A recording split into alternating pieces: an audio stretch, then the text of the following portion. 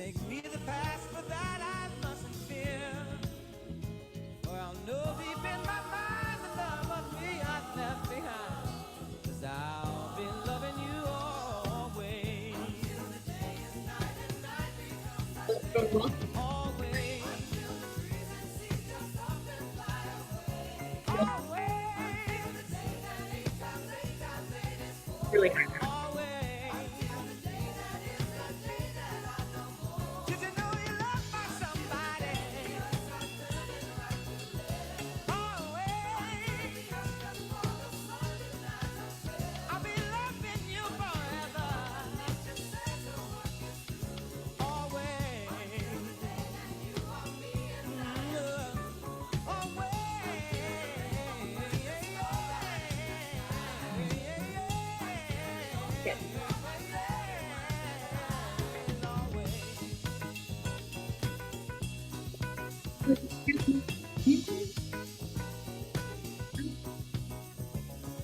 Yes. No? Can you hear the music? The music seems to be interrupting your speaking. All right, everyone, welcome. We're just waiting for everyone to join us. Jump on in. A couple more minutes. Join. And get your tea. Whatever you like.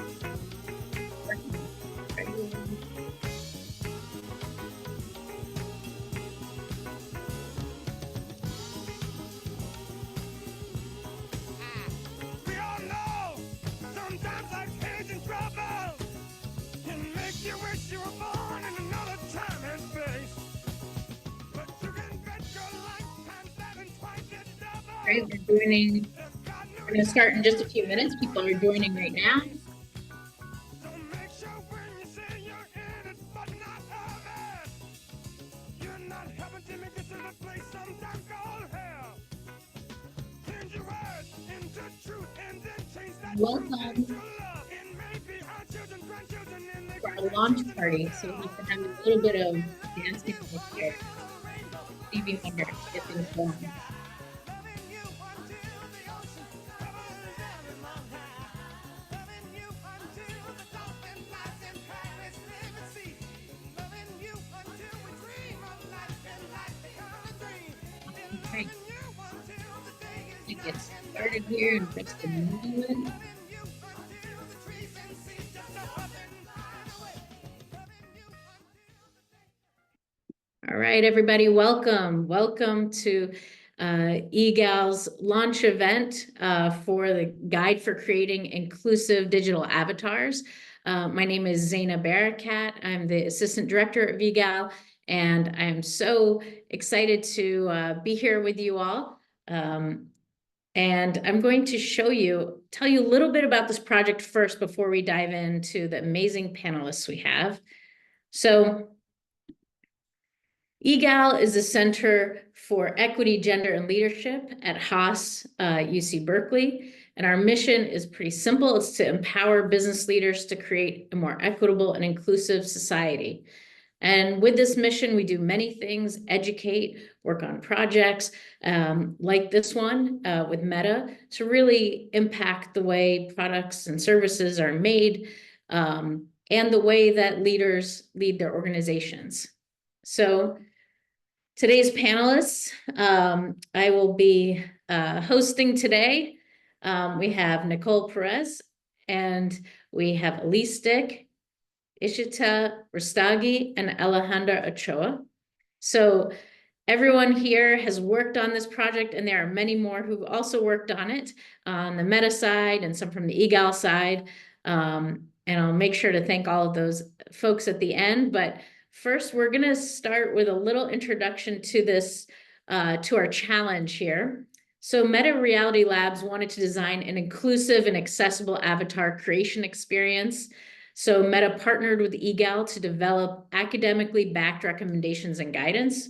And these learnings are shared publicly as a guide, and that's the launch we're celebrating today, so that other organizations can apply them. As we did this research, And we spoke to people, many people from other organizations said, I wish this existed when we were working on our avatars, and we were working on our experience. I can't wait to see this.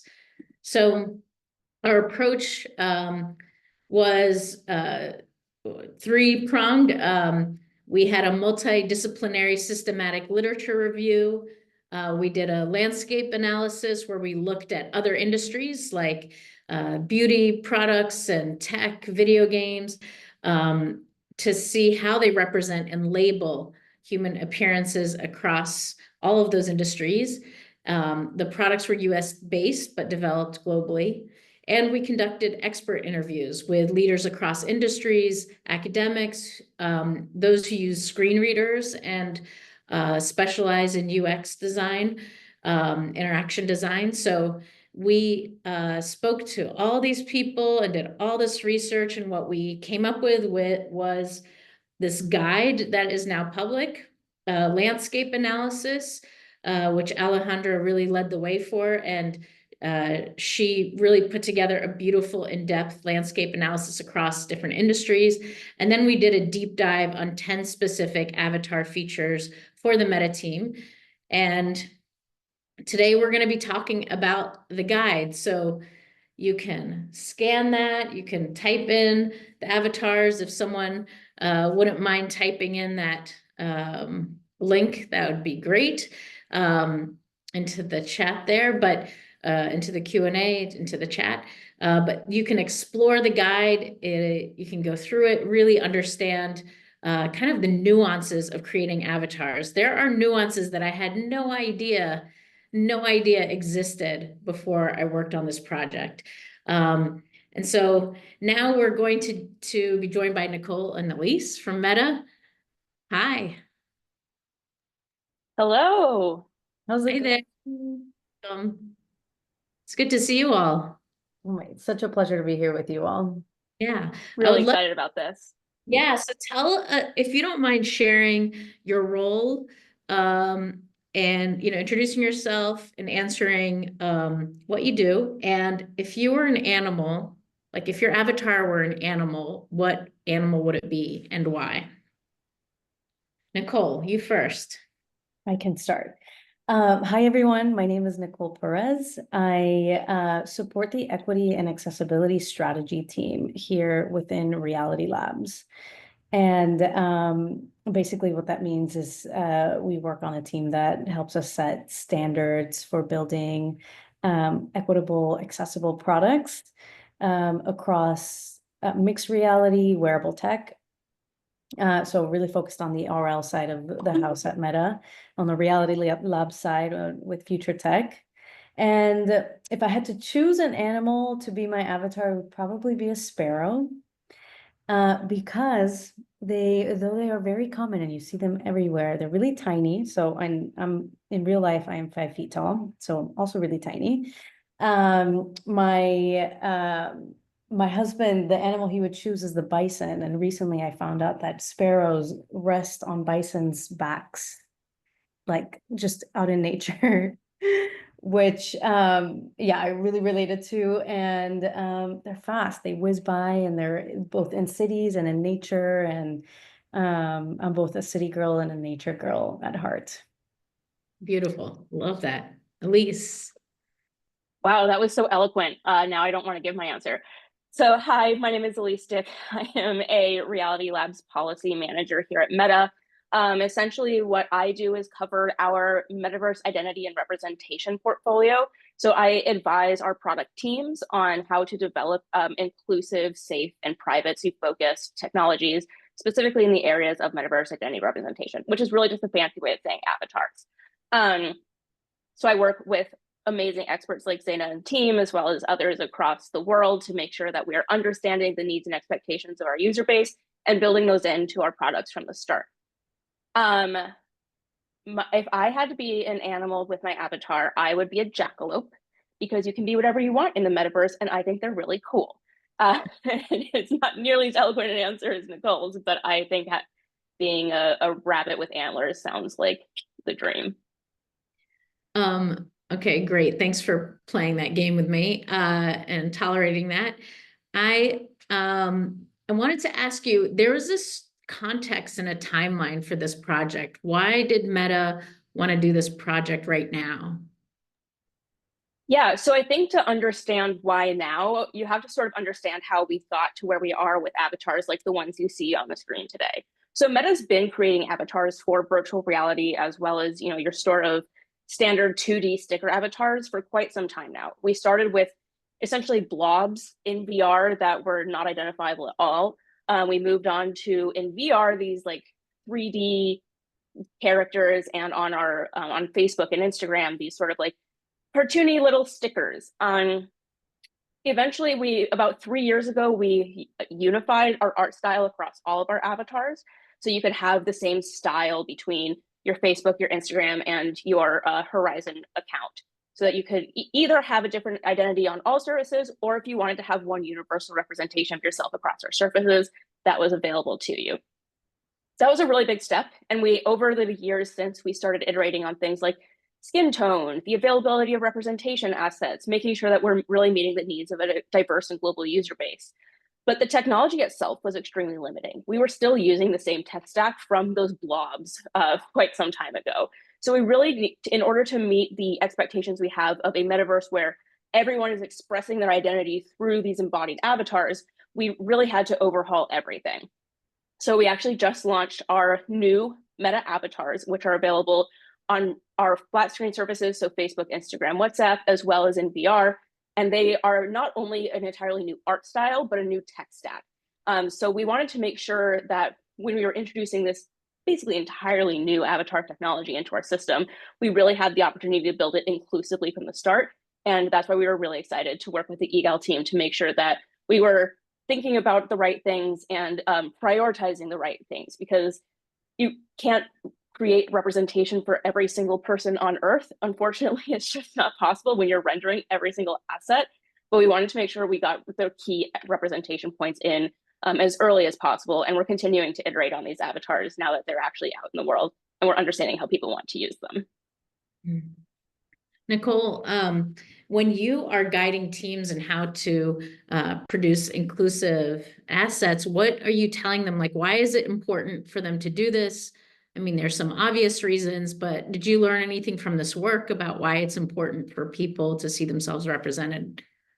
Yeah, I mean, within Reality Labs and the products that we're building, our aim is really to build the next computing platform in a space where this technology will have an opportunity to change so much of how we interact, play, work together, and just commune together when we're far away from people we love or friends and family. And so when we have conversations with product teams and we're advising teams and throughout product development, we really focus on that, like without ensuring that everybody can feel like they can actually represent themselves in these spaces, then we're not actually going to get to that vision of building the next computing platform where folks can show up and work and collaborate with teammates and socialize with friends and family. So and in particular with this work, avatars shape the way that people show up in the metaverse and how they express themselves and build community in online spaces.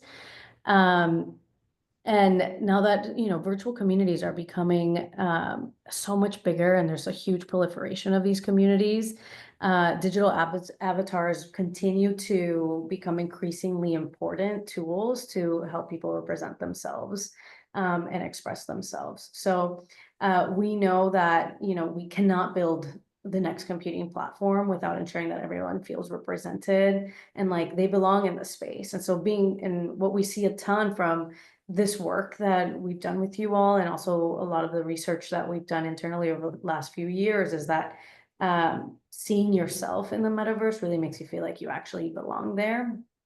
Yeah. And so it both makes good business sense beyond just also being the right thing to do.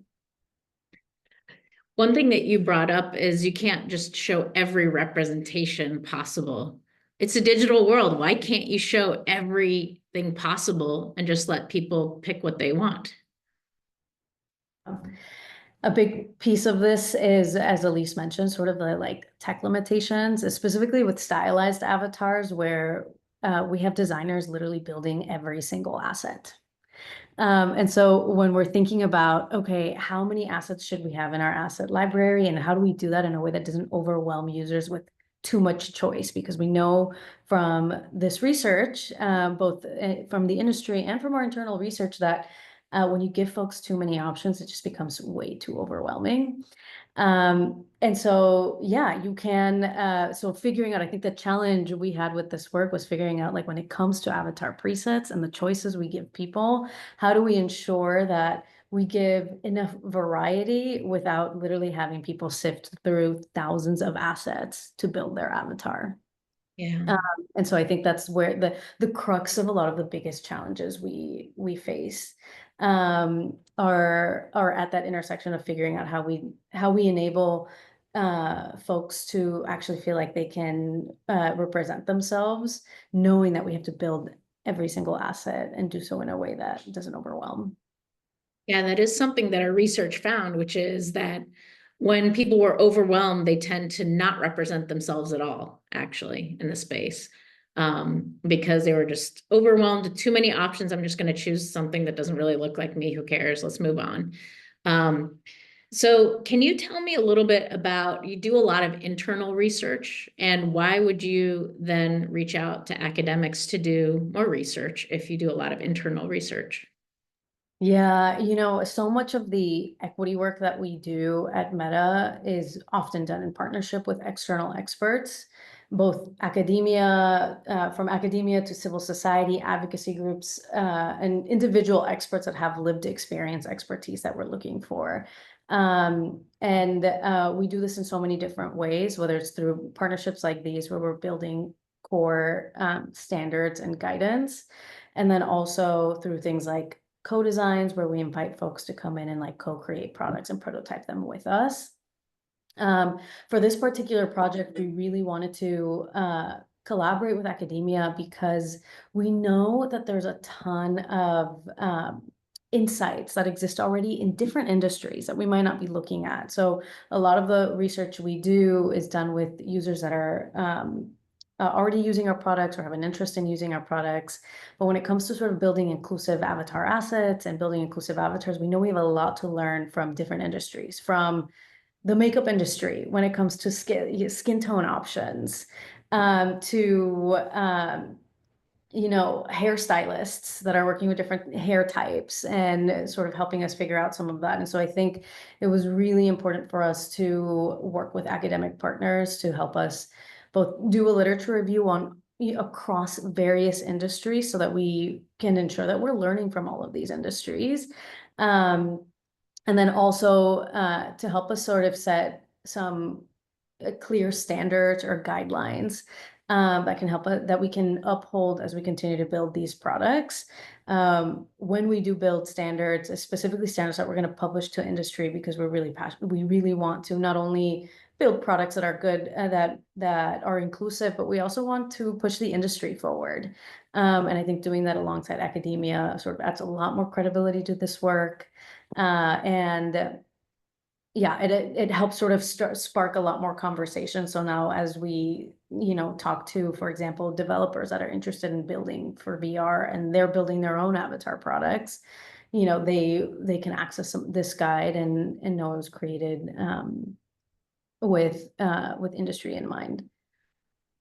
Absolutely. I wanted to ask you all, given this environment with a backlash on DEI, are you seeing that? Are you feeling that sort of pullback in terms of in applying DEI to your inclusive product development practices? I can speak specifically to the avatar side of the house, and if Nicole wants to jump in with other aspects of Reality Lab, she certainly can. I don't think we see this in avatars because inclusion is so table stakes to the success of this product and to the success of the next computing platform. Our product teams, the EGAL team got to interact a lot with our user researchers, our designers, our art team. And I hope that you saw that our teams are really dedicated to getting this right. We have a lot of hard questions that we have to answer, but there is a real desire to find those answers, identify the trade-offs, and really put a stake in the ground on what representation and inclusion means for the future. So I do think having work like this is really encouraging DEI efforts, not just in our products, but having, as Nicole said, a public resource, hopefully is going to help the broader effort to build the metaverse, because obviously we're not doing it alone, to really build with inclusion in mind from the outset. So I think this is an exciting opportunity to drive these sort of inclusive principles home in ways that the ship might have already sailed for other areas of the tech sector. So I think in Avatar specifically, I think we have the opposite of pushback. Everyone's running toward representation and inclusion to the best of our ability. Yeah, I agree. And I think when you look at sort of broader industry, we just have so much more data now that when you build with inclusion in mind, you end up getting better business outcomes. So I sense that we have to do less of the like convincing work that we once had to do, specifically when a lot of product equity work kicked off in the tech sector in 2020. And I think some of that is just baseline knowledge now. We've done this work enough that you don't need to do a ton of convincing with teams. I think now we're getting to the point where it's not just about evangelizing, but actually helping teams make decisions within product constraints. So when you think about like, how do we make a product in general more inclusive, there's like hundreds of communities you can center when building a product. And with product timelines and constrained resources and technology that has constraints, like how do we get to prioritizing? So I think most of the questions we get now are more on the how and what do we prioritize and where do we start than the like, should we do this at all? Right, absolutely. I'm going to invite Ishita and Alejandra to join us from the EGAL side. Hi, Ishita. Hi, Alejandra. Hi. Nice to see you all. Hello. So we have a full house here. So I would love to have you all introduce yourselves and your role in the project, and also if you were an animal avatar, which one would you choose and why? Ishita, you. Sure, I can start. Hi, everyone. I'm Ishita. My pronouns are she, her. I'm actually currently a first year in Haas's full-time MBA program, but prior to that, I worked at EGAL for about 5 years, focusing on relationships with companies like Meta, working on topics around responsible innovation. So this fit very squarely under that bucket. And I was a project manager on this project. So really excited to see it all out in the world. In terms of what animal I would be, I think in reality, I would be one of those people making a human avatar at the end of the day, if I'm being honest. And humans are also animals, but a more fun answer at this moment might be a puffin, because I really love how colorful their beaks are. And I recently learned that they fly around in figure-8 patterns just for fun. And that sort of like whimsy and silliness resonates with me in this point in my life, because I'm trying to prioritize a sense of wonder and color and fun and art in my life. So Beautiful. I love that. Alejandra. Hi, everyone. My name is Alejandra Ochoa, and I have been working in research for about 10 years. I started my career in the healthcare industry, specifically with medical devices, doing health equity research, and then I transitioned to tech, most recently in Alphabet. And I am also a current MBA student at Berkeley Haas in the evening weekend program. And I'm interested in product management and particularly on inclusive products. So working on this project was really a privilege, and getting to know all the folks at Meta through interviews and the rest of the people that we interviewed. So very grateful for the opportunity and all the people that I met along the way. And in terms of what animal I would be, I think I would choose a bear as mine. It represents a couple of things I love: California, state animal, also Cal. But also I think that they are a very beautiful mix of like strength and calm, and also very like protective instincts towards their clan and their kids. And I love that. I love the mix of like the gentleness and calm. And I also love hiking and being outdoors. So I think that the bear is like a very perfect emblem of all of these landscapes. It's great. So tell me, in your research, so Ishita and Alejandra, you both did research, conducted interviews, did the landscape analysis. What was the most surprising thing you learned? I mean, I definitely learned a lot of things, so I'm going to cheat and share two things, if that's okay. The first was Ishita, all of them. don't get me started. I'm not a concise person, but the first was to really get representation right, we had to look beyond physical features. Now, anecdotally, that's something that makes a lot of sense, right? That, for example, someone with low vision, for them to feel a high sense of representation, it would be through the right pair of glasses or a cane, right? Which in avatar creation is considered like the accessory categories. But it just kind of struck me because when we usually think about representation in most contexts, we end up thinking about physical characteristics. For me, for example, I would say skin tone and hair type would probably feel pretty important. But it just sort of highlighted the need to have diverse voices represented when doing this kind of research. So that just felt very important. And the second, you touched on this a little bit, but it was about the fact that it's so hard to find that right balance of how many options to provide for each feature.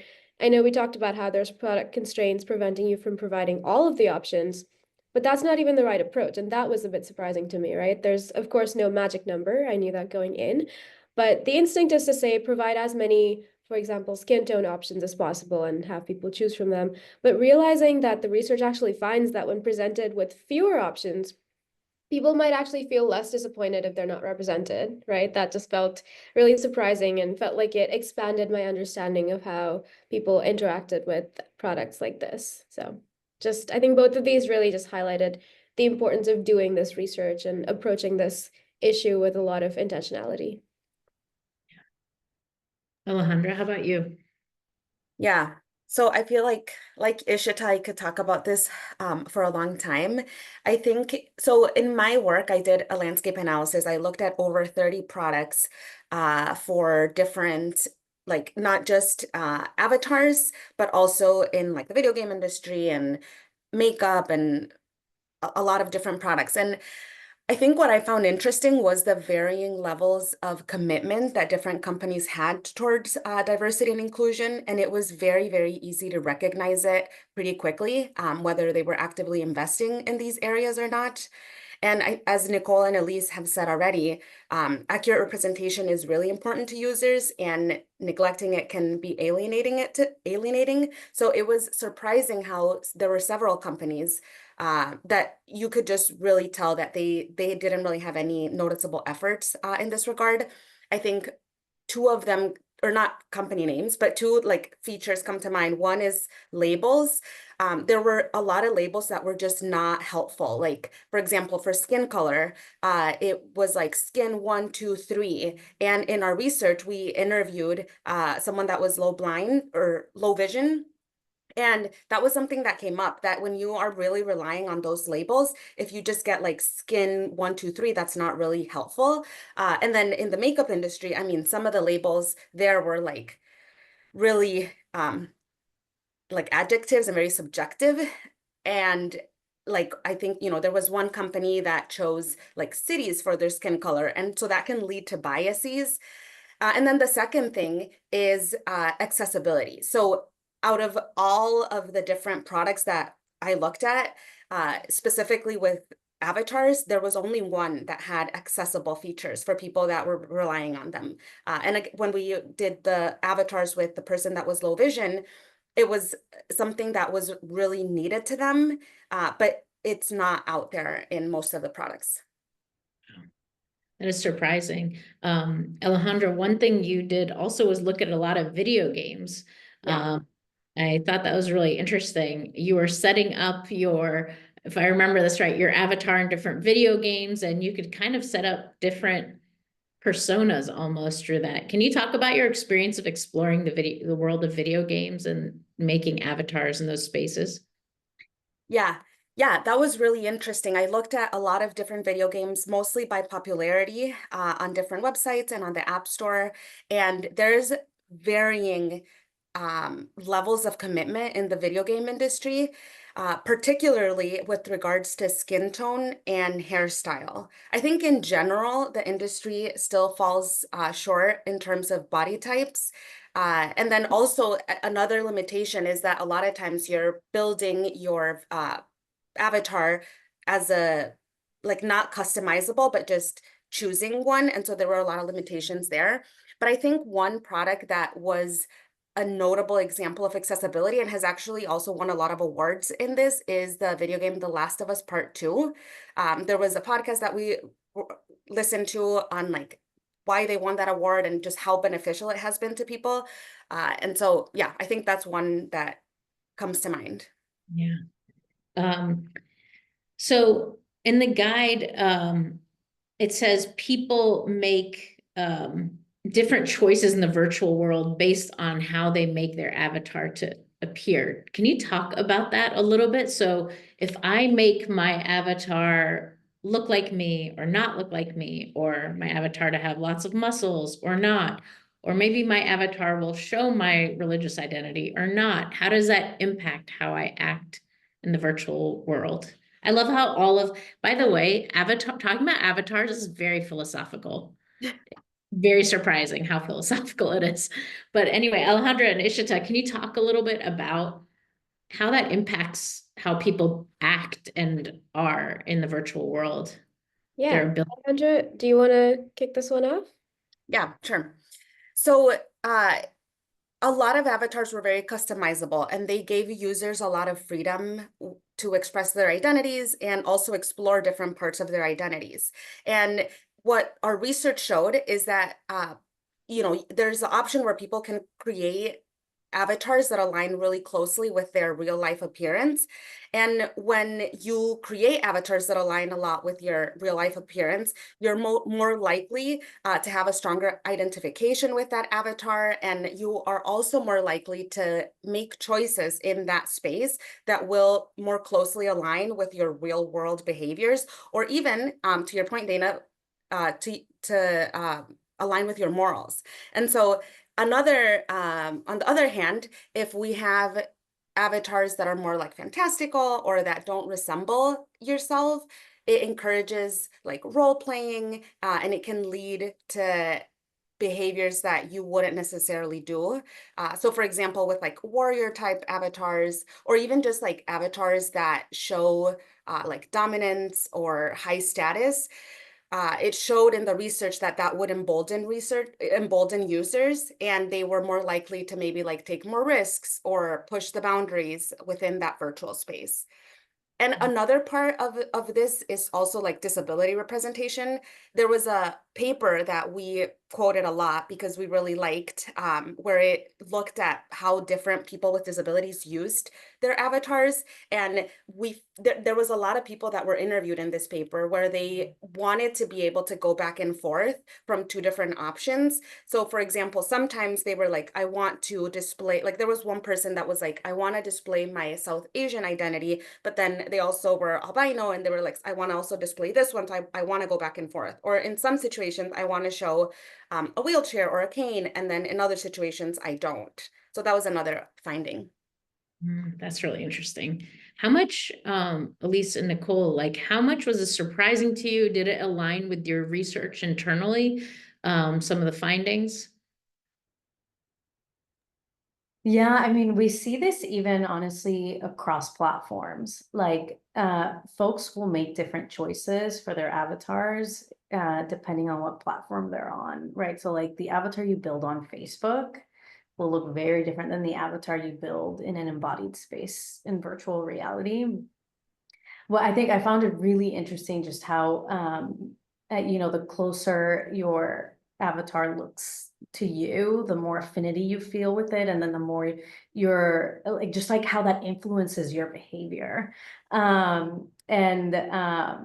also, internally have seen, folks invest and have different investments in their avatars depending on what platforms they're on. So like the avatar you use on a Facebook sticker, you might care less about making it look exactly like you, whereas like in an embodied space where you're about to show up and like interact with people and feel like real presence, you will, you may invest a lot more time and you may care a lot more about what your avatar looks like and how it is embodied and how it moves, than you do it across other spaces. But yeah, I found it really, really interesting in terms of like how it influences behavior. Yeah. Yeah, and to Alejandra's point about, choice about what you do and don't want to reveal through your avatar, that's one of the things that we're really excited about when it comes to avatar-based representation. Is when we say inclusion, when we say representation in relation to avatars, what we really mean is representation of your authentic self.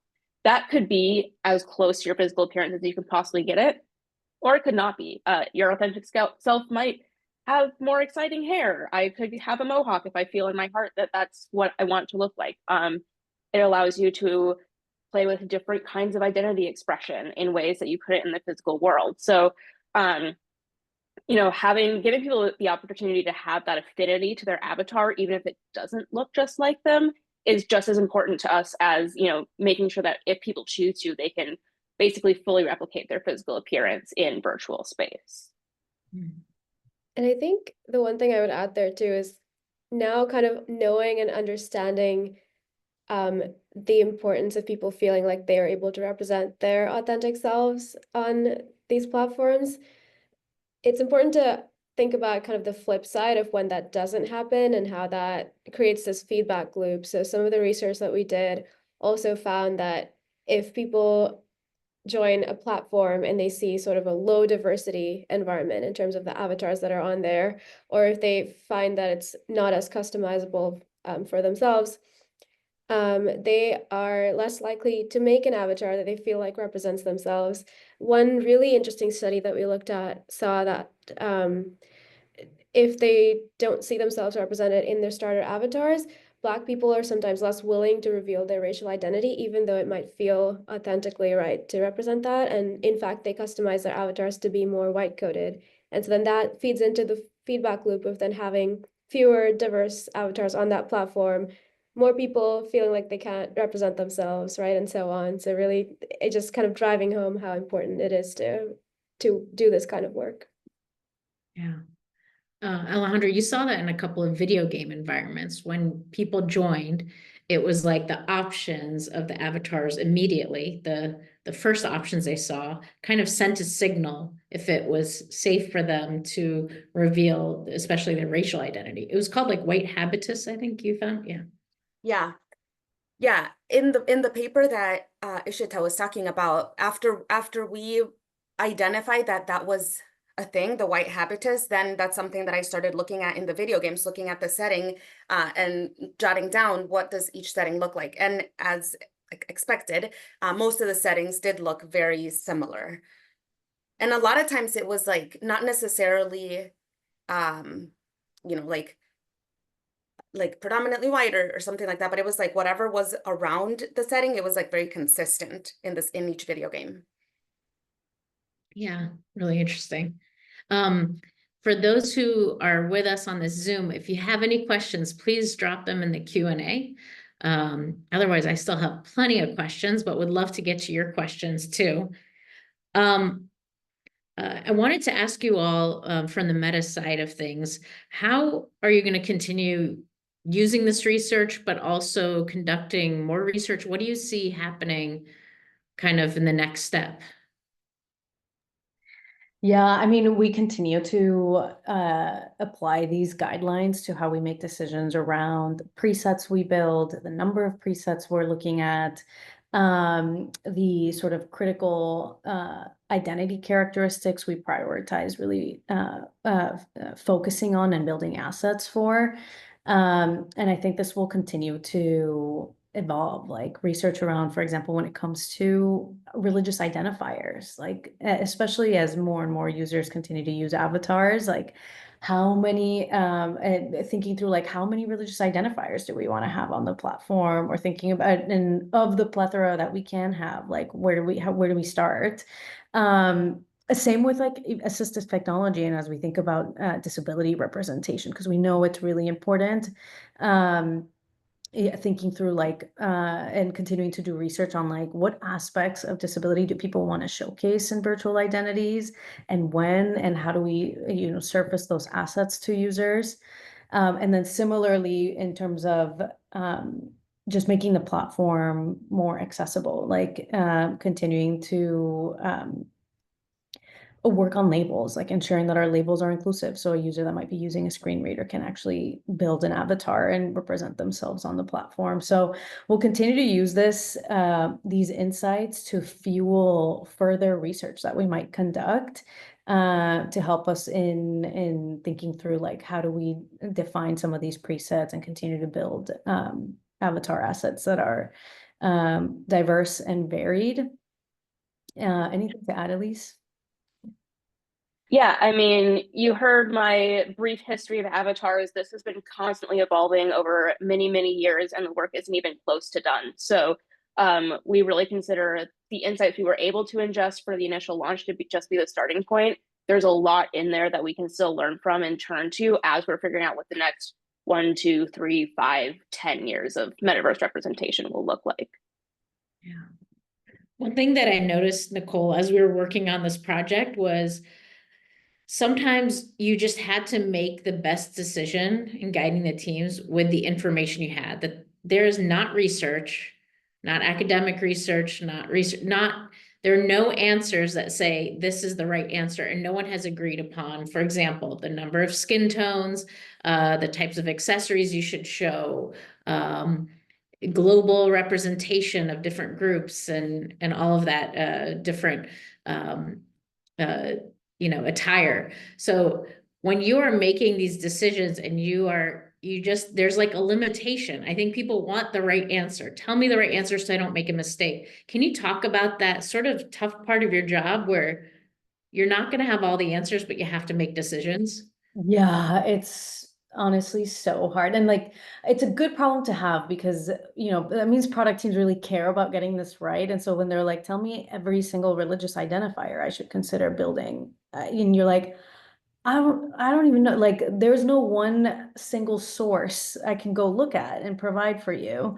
And so, yeah, a lot of this is like, let's look at what already exists in the industry, which I think this project really has helped us do. Let's look at what's already out in the industry where we do have some research, where there's like something that might not be like academic research, but where we can learn from other industries. And then we do a big process in terms of like prioritizing and thinking through like across all of these assets, like what is the level of like engineering lift that it would take? Also thinking about how do these assets get embodied, because we're not only thinking about like just the asset itself, but also how it moves in the metaverse, right? And like how clothing moves with you and how different assets might move with you. So thinking through the way we sort of think about making a lot of these product decisions is like, let's look at what we already have. Yeah. Let's look at what we have research on.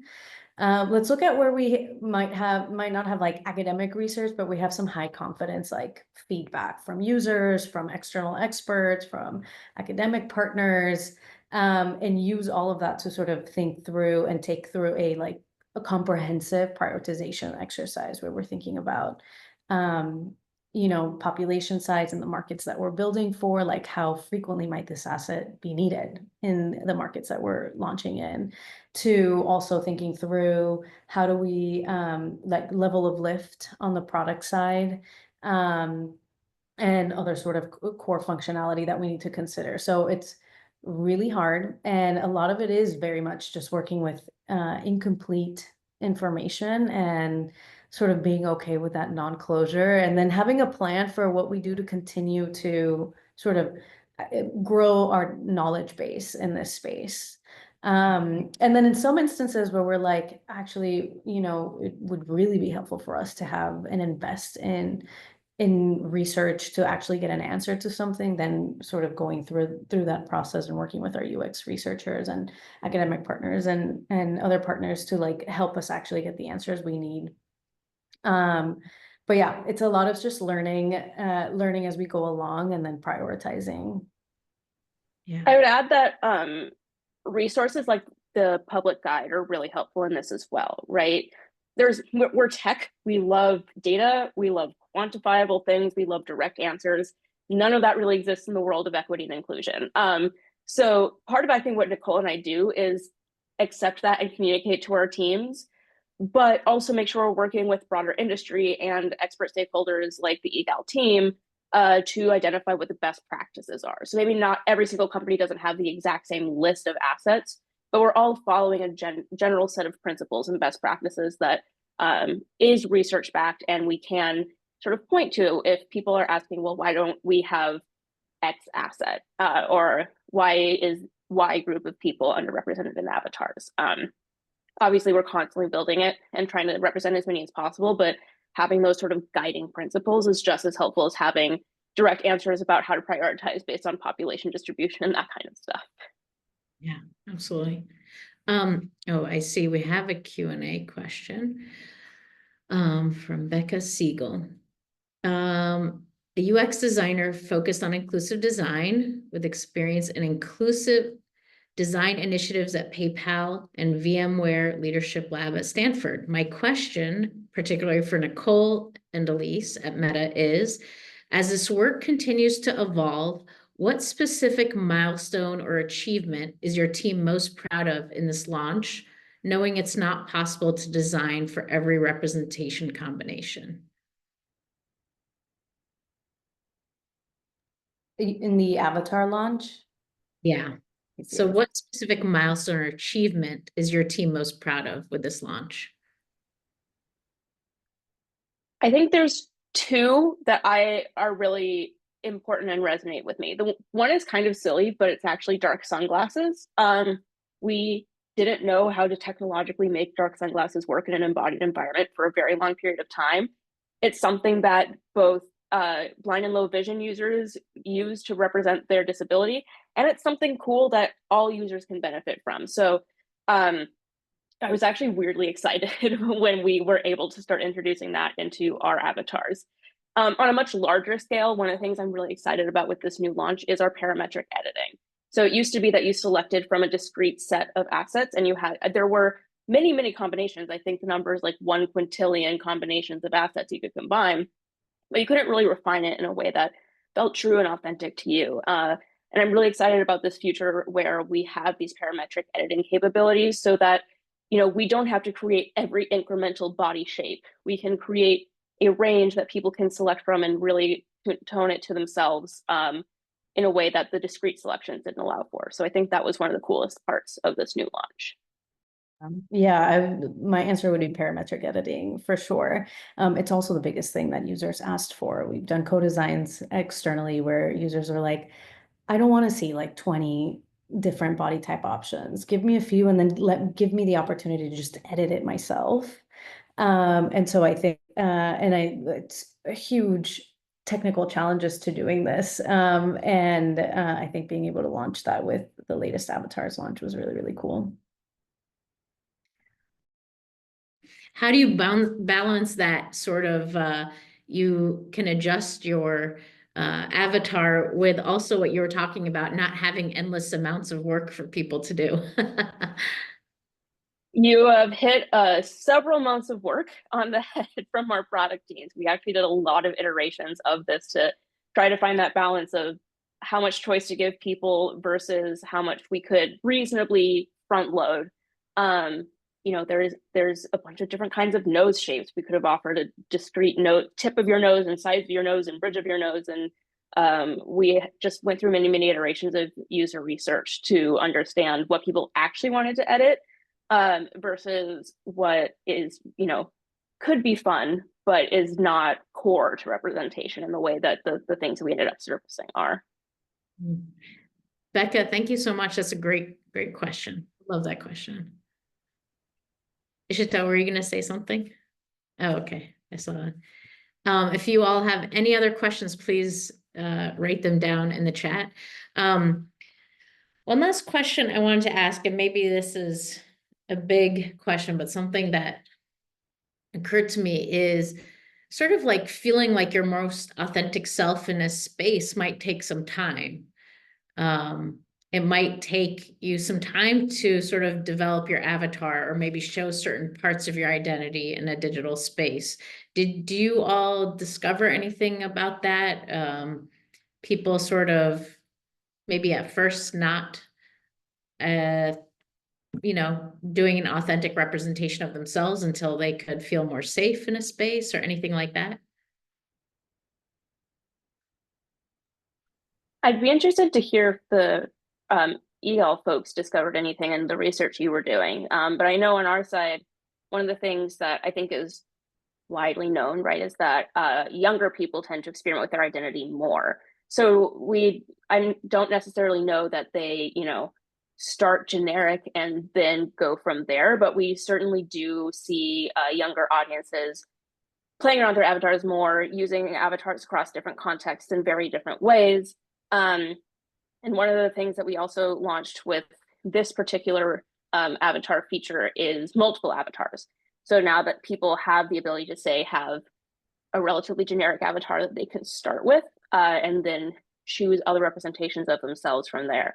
So I don't have any evidence to say how people use these kinds of features, but it's definitely is something that we see of people slowly building and evolving their identity in the spaces that they choose to enter with avatars. I think we are about 8 minutes away. If anyone has, for the end of the session, if anyone has any more questions, please chime in. Otherwise, I'm going to ask one last question, which is kind of what was your experience working with eGal, and what eGal folks was your experience working with Meta? Putting you on the spot, but I think it's a really interesting relationship. I think there's a lot of things people say about academia being too slow, or maybe not being as attentive to the needs of a business. And I'd just be really curious how that was for you all. No, I had a fantastic time working with you all, and I think part of what made this really great was just the ability to ask a lot of questions and go back and forth throughout the process. So as you all were getting insights and and you all are coming from the academic space where there's a plethora of insights, and part of our job is sort of figuring out how do we turn these insights into guidelines that product teams can make sense of and then make decisions off of.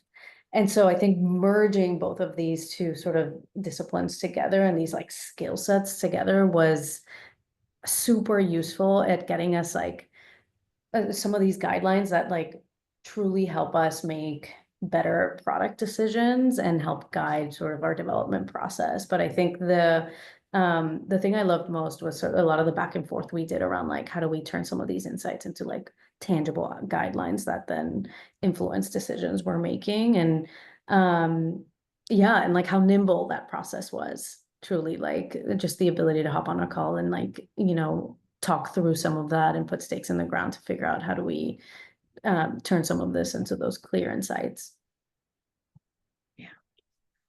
I mean, from the eGal side, it's exactly what you said, Nicole. The whole reason we started doing work like this is our hypothesis was that there is so much research that happens in academic institutions that unfortunately can get siloed in these academic institutions, right? But there are so many insights, good practices, really tangible things that should be guiding business decisions happening now. And that was part of the most exciting thing about this project and projects like this that we've done with Meta before, is being able to help with that translation work, to supplement the research with research that you all had already done, being able to validate that, being able to interview experts in the field as well as in academia and bring that all together, synthesize all of that, turn that into tangible guidelines. I think that was really fun and really exciting. And like you said, it was kind of the back and forth of validating something, adding more color and nuance to other pieces. And I think also being able to bring a multidisciplinary lens to this, right? On the eGal end, working with Alejandra and Madeline and bringing in their own expertise, and something that we've always prioritized, especially in the responsible innovation space, is to make sure that social science is also prioritized to the same extent as sort of technical solutions. And so being able to put that in practice was really great. Yeah, I think for us, I was really taken by how passionate all of us became about avatars and the philosophical questions surrounding them. We had such a great time with this topic and just getting really, really deep and thinking through having that like permission and to think through how would we apply this actually in the real world.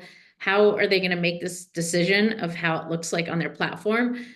Taking it to that next step was like so fun and hard. I think one of the things that really struck me also was the experts that you put us in touch with, who you're regularly in touch with. When we started explaining the nuances that we were facing, which, they were like, wow, we are so glad you're thinking through this. We didn't know that, Meta's been you've been working on this for a long time, engaging with these experts, but they were just like, people need to understand what went into this. So part of the session today was just to help people understand how much goes into work like this when you see a product out in the world that's intentionally done to be equitable and inclusive, how much thoughtfulness and how many nights people stay up trying to make the right decision, I think is the really mind-blowing thing. And also, avatars are way cooler than I ever imagined. So thank you all so much for joining us today. I also want to say thanks to more people who are here. I want to say thanks to Jorge Barrios, who also jumped in and did a lot of research, Danielle Wong and Ellie Hoshizaki, and Amara Williams, who worked on the website and the guide. On Meta's side, Kyle Moore, thank you, Kyle. And I want to say thanks to Kelly McElhaney and to Jennifer Wells, also from the eGal team. And thank you all for joining us today. If you have any questions or anything, please reach out.